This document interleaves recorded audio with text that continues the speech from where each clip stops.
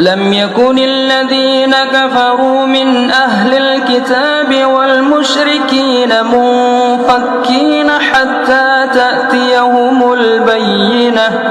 رسول من الله يتلو صحفا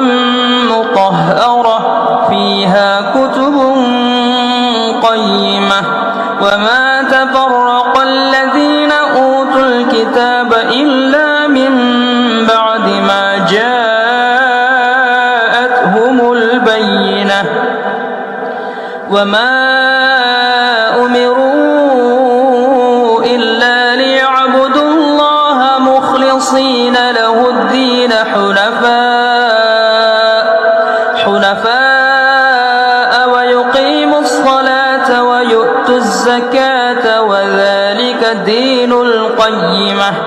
إن الذين كفروا من أهل الكتاب والمشركين في نار جهنم خالدين فيها أولئك هم شر البرية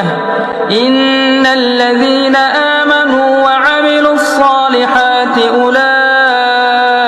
هم خير البرية جزاؤهم عند ربهم جنات عدن تجري من